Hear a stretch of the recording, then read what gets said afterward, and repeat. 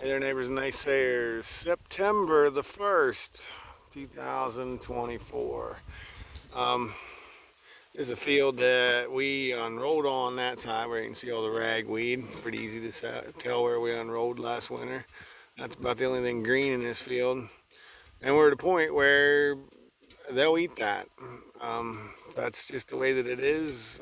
We're going to strip across it and they'll eat some of it. They won't eat it all, but at least it's something, and we get regularly get calves to eat that, so that's fine. I got up here thinking there wasn't a whole lot up here, but there's a whole bunch left up here yet that we haven't grazed.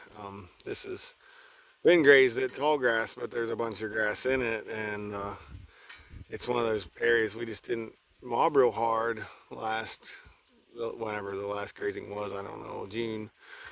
So there's lots of standing stuff here, and it don't look like much. It's dried up, but it's just as good as the hay. I was actually going to have Dad unroll one bale of hay across these 3 paddocks. There'll be 3 up across this field. It's about a 5-acre strip.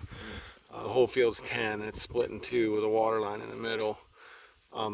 So I guess we can go on for another couple days. I got some meetings this week, and I'm not going to be home most of the day, so I got to build fences ahead, which is something I always do anyway. But people are asking, how do you get posts in the ground? Well, you find a crack. You just stick it in a crack, and actually I built this whole line and didn't break one post and got them all pretty well in the ground. So it's to the point now where it's so powder dry here that we can just get them in the ground. It's not hard, it's powdered and cracked. I guess as I thought about picking up the video here, I think about 88 and the Dust Bowl and all those things, and it just reminded me of a line from a Red Steagle poem that during the Dust Bowl we barely hung on. The wind tried to blow us away. I guess the good Lord took a liking to us because he kept turning up ways we could stay.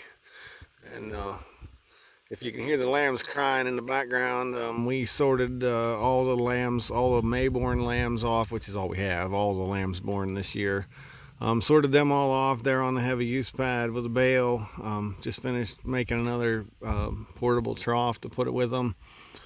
They'll go to Mount Hope, not this coming Tuesday, but the next Tuesday when they're done balling. Of course, we still have the 9 steers in the weaning pen that they're going to go Saturday to Barnesville, and I guess that's part of the turning up ways we could stay. You know, we just keep peeling off and doing what we're supposed to do in a drought. It sucks, but it is what it is. And Rachel said, you know, we're going to keep any of these lambs. Well, we do have the 3 that she sowed at the county fair, and 45 ewes besides, and my carrying for ewes is about 30 to 45 anyway, and I said there's just no sense. There's no sense in keeping any ewes over. If we lose any between now and next lambing, it's fine. It is what it is.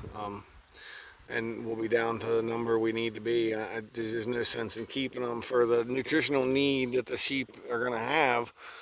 Baby lambs especially, it's just not worth it. Our hay quality isn't going to be that good, and we're better off just to keep the lambs. And I'm surprised how many of the ewes are balling. I didn't know there were that many of them still feeding, so that'll improve their body condition a bunch by not having to feed lambs. So just what we have to do.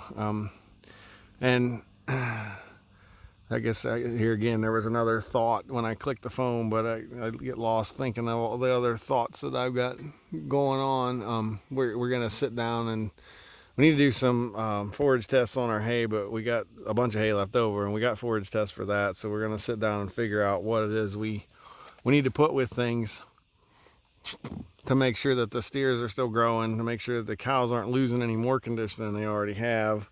And the same with the ewes. In a grass-fed situation, it makes it a whole lot tougher because there's just things we can't use.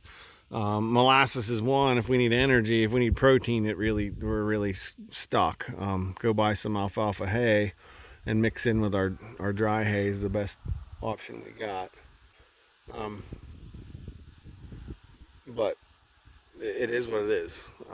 We'll make it one way or another. I calculated today, what if I bought really good quality hay to feed the stalker steers, and I was up to 130 bales, and I don't know in this part of the world how I could get 130 bales of good quality hay to go with stuff. So we'll just find a way.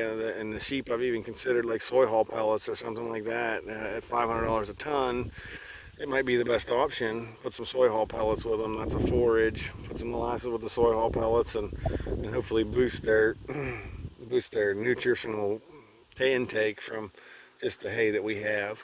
The last, I guess, thought is we actually splurged a little bit last night. Yesterday we sold two fat steers, so they were processed, and folks bought halves and quarters of them, and so it's payday sort of for us. It's one thing that they're gone too. They're not drinking water, they're not eating forage.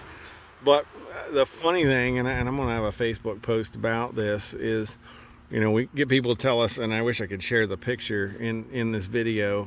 It'll be on my Facebook page, but I had a customer that doesn't, for whatever reason, doesn't like ribeye steaks, and that's okay. I mean, that we can all think that's weird, but it's okay.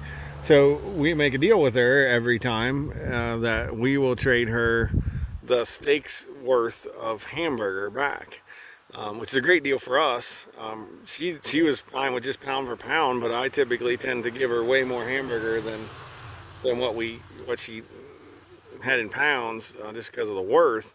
So we pulled out two of those steaks, and they're kind of cut different than a lot of our other steaks are. So I told Rachel, let's go ahead and have two of them just to try it and see how it goes. Biggest reason why I wanted to try it was because this particular butcher marks down the hanging weight, but also marks down a live weight. And I don't know whether they're actually weighing the live weight or they're just using a calculation to figure it backward. But at any rate, they were 500 and some pound hanging weight, but the butcher said they were only 900 pound live weight. Now, these were the two steers I dropped off, and we're in the pen right next to the Medina County fat steers. And compared to my steers, those Medina County steers look like they could have ate mine for breakfast.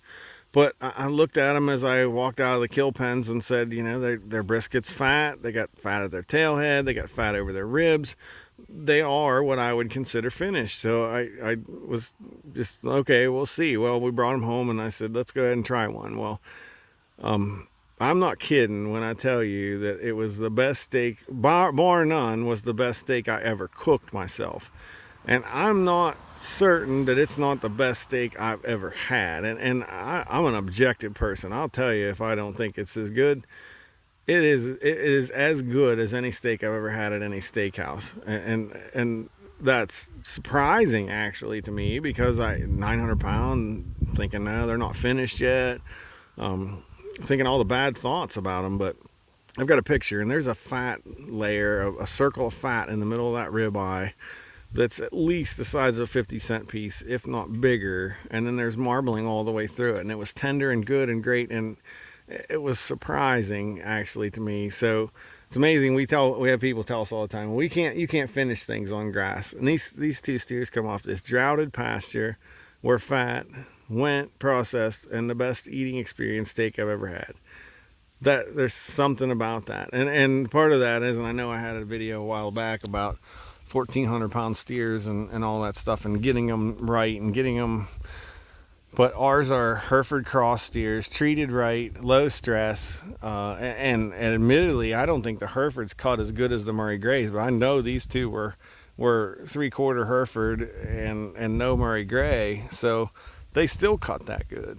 I had even told Rachel before we had the steak, we need to do better on our genetics. We need to think more about Murray Greys. The genetics are better. That 900 pound live weight had me down.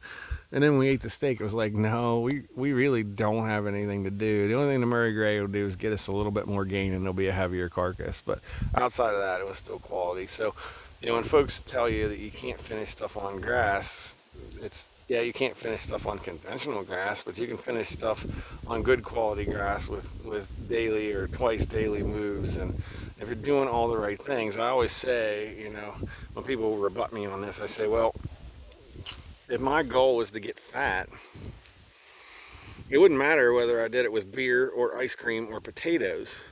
It's all about carbohydrate intake. And if we're taking that energy in forage versus in corn, it makes our life a whole lot more challenging, just like my drought thing just a minute ago. Trying to supplement bad quality hay in a grass-based situation makes it a whole lot more difficult and honestly a whole lot more expensive. But it doesn't mean that we can't do it. It can be done. It's all about management. With that, I'll say we'll see you next time.